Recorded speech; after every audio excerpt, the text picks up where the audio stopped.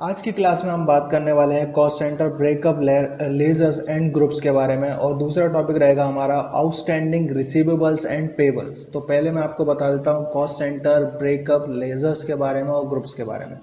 ठीक है, तो कॉस्ट सेंटर ऑलरेडी मैं आपको नेक्स्ट क्लास में पहले वाली क्लास में बता चुका हूँ। तो कॉस्ट सेंटर ब्रेकअप के द्वारा वो लेजर शो किए जाते हैं जो बाउचर में उपयोग किए जाते हैं।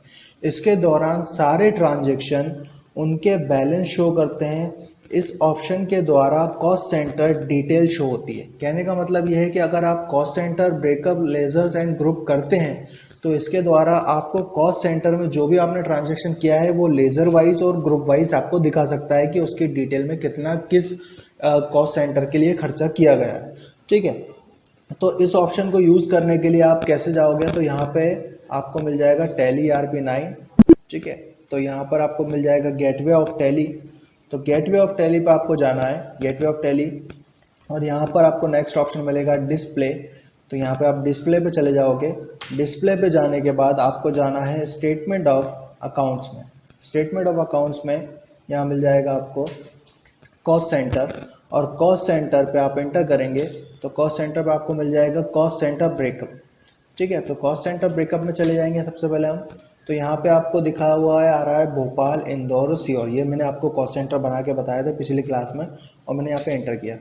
तो ये खर्चा किया गया इनडायरेक्ट एक्सपेंसेस, ट्रांसपोर्ट चार्जेस अप्रैल में इतना खर्चा गया किस बाउचर से, पेमेंट बाउचर से। जैसे कि मैंने आपको बताया कि कॉस्ट सेंटर ब्रेकअप से होता क्या है, वो आपको कॉस्ट सेंटर के अकॉर्डिंग डिटेल बताने लगता है। कैसे, जैसे मैंने भोपाल पे एंटर किया तो यहाँ पे बता रहा है कि इनडायरेक्ट एक्सपेंसेस हुआ, यानी खर्चा किया है। कितना खर्चा किया, तो यहाँ पे ट्रांसपोर्ट चार्जेस का खर्चा किया है।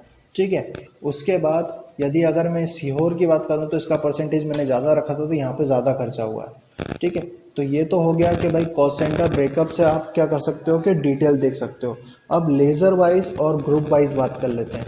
तो लेजर वाइज हम कैसे करेंगे वो मैं आपको बता देता हूँ, लेजर एंड ग्रुप ब्रेकअप कैसे होता है। ठीक है, तो लेजर और ग्रुप ब्रेकअप का मतलब है, ledger and group breakup option के द्वारा हम लेजर एंड ग्रुप ऑप्शन का ब्रेकअप कर सकते हैं।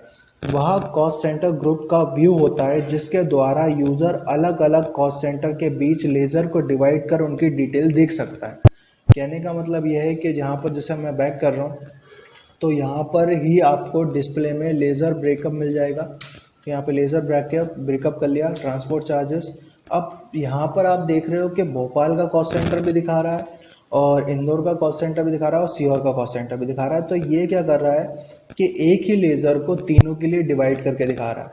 ठीक है, तो ये लेजर वाइज दिखा रहा है। ठीक है, तो इसको हम बोलेंगे कि भाई ये दिखा तो रहा है लेकिन कैसे दिखा रहा है, लेजर वाइज। कैसे, तीनों कॉस्ट सेंटर में डिवाइड करके। और जैसे ही अगर मैं आप यहाँ से देखें तो दूसरा आपको मिलेगा यहाँ से ग्रुप ब्रेकअप। तो ग्रुप ब्रेकअप में आप जाओगे तो यहाँ पे आपको direct expenses, direct income, expenses. तो यहाँ पे मैंने एक्सपेंसेस किए हुए हैं इनडायरेक्ट, तो मैं इस पे चला जाता हूँ। तो एंटर किया मैंने इनडायरेक्ट एक्सपेंसेस पे, तो उस ग्रुप में आपको दिखा देगा। सिंपली अगर मैं कोई डायरेक्ट एक्सपेंसेस करता तो डायरेक्ट एक्सपेंसेस दिखा देता हूँ, अगर मैं सेल्स अकाउंट से कुछ करता तो सेल्स अकाउंट पे दिखा रहा है। जैसे मैंने सेल्स अकाउंट से किया है तो ये सेल्स अकाउंट ग्रुप से दिखा रहा है। ठीक है, तो यहाँ पर ये इस तरीके से आपको दिखाएगा। अब इसका फायदा क्या है कि आपको डिटेल मिल रही है कॉस्ट सेंटर की, किसके अकॉर्डिंग, कॉस्ट सेंटर के अकॉर्डिंग भी मिल रही है और लेजर ब्रेकअप के अकॉर्डिंग भी मिल रही है और ग्रुप ब्रेकअप के अकॉर्डिंग भी मिल रही है। अब मैं आपको बताने जा रहा हूँ नेक्स्ट ऑप्शन, जो कि रहेगा आपका आउटस्टैंडिंग रिसीवेबल और पेबल। अब पहले ये समझ लीजिए आउटस्टैंडिंग होता क्या है। आउटस्टैंडिंग का मतलब होता है जो भी रुके हुए रिसीवेबल और पेबल होंगे। हमारे कहने का मतलब यह है कि मैंने किसी को माल बेचा, ठीक है, अब उसने कहा कि ठीक है मैं उधार ले रहा हूँ, अब एक महीने का उसने मेरे को टाइम दे दिया, तो मैंने एक महीने की एक डेट डाल दी कि भैया 30 दिन बाद ये पैसे देगा। तो आउटस्टैंडिंग का मतलब होता है कि मेरा पैसा जो रुका हुआ है या फिर मैंने किसी का पैसा रोक के रखा हुआ है। तो अब मैं कितना रोक सकता हूँ वो मेरे ऊपर डिपेंड करता है और सामने वाले के ऊपर डिपेंड करता है कि 30 डेज का टाइम दे या 60 डेज का टाइम दे। अब आपको टैली कैसे याद दिलाएगा या टैली में आपको कहाँ पर जाके देखना है, तो वो आपको देखना पड़ेगा। फिर से मैं जा रहा हूँ टैली में, तो यहाँ पे आपको मिलेगा टैली ERP9।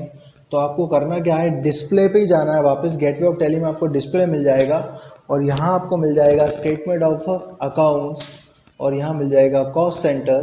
तो कॉस्ट सेंटर पे आप इंटर करेंगे तो, सॉरी कॉस्ट सेंटर मैंने गलत बोल दिया, कॉस्ट सेंटर पे नहीं जाना है आपको, आउटस्टैंडिंग पे जाना है। ठीक है, फिर से समझ लीजिए एक बार, display statement of accounts outstanding. ठीक है, आउटस्टैंडिंग में जाने के बाद ये पूछेगा पे रिसीवेबल या पेबल।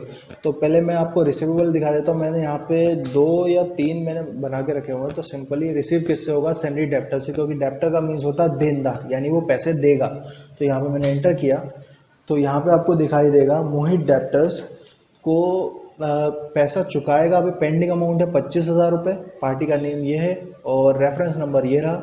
ठीक है, अब वो पैसा कब चुकाएगा, 1 मई को, यानी मैंने इसकी एंट्री करी थी 1 अप्रैल 2020 को, तो वो पैसा चुकाएगा 1 मई को, यानी कि 30 दिन अभी उसके पास हैं। ठीक है, और इसी तरीके से रोहित का भी है, 30 डेज का टाइम दिया। अगर मैं किसी को 2 महीने का टाइम दे देता तो ये जून में चला जाता। ठीक है, क्योंकि एंट्री मैंने अप्रैल में की है। उसके बाद अगर आप यदि पेबल से देखोगे तो यहाँ पे पेबल भी दिखा देगा। तो पेबल मतलब कि लेनदार, यानी कि सैलरी क्रेडिटर, क्रेडिटर को आप पे करोगे। तो यहाँ पे सैलरी डेप्टर मत ले लेना, सैलरी क्रेडिटर लेना। तो सैलरी क्रेडिटर को आपको यहाँ दिखाई देगा कि भाई 5,000 रुपये का माल इससे खरीदा मैंने और ये इसका बिल नंबर है। ठीक है, और ये इसका बिल नंबर है। तो यदि मैं 5,000 रुपये 1 महीने में दूंगा तो ठीक है, वो मेरे को याद दिला रहा है। ठीक है, और लोकेश के भी मेरे को 6,000 रुपये देना है, वो भी 1 महीने में देना है, क्योंकि मैंने 1 अप्रैल को ही इनकी एंट्री करी है। तो ये होते हैं आउटस्टैंडिंग, पेबल्स और रिसीवेबल। ठीक है, तो कभी ये कंफ्यूजन मत रखना। आउटस्टैंडिंग का मतलब होता है जो अभी रुका हुआ हो। ठीक है, यानी कि रुकी हुई है, पेंडिंग है, तो उसको आउटस्टैंडिंग बोला जाता है। तो आउटस्टैंडिंग, पेबल और रिसीवेबल ये होता है। और कॉस्ट सेंटर, ब्रेकअप, लेजर्स और ग्रुप का मतलब ये होता है। नेक्स्ट क्लास में मैं आपको आगे बताऊंगा। ओके।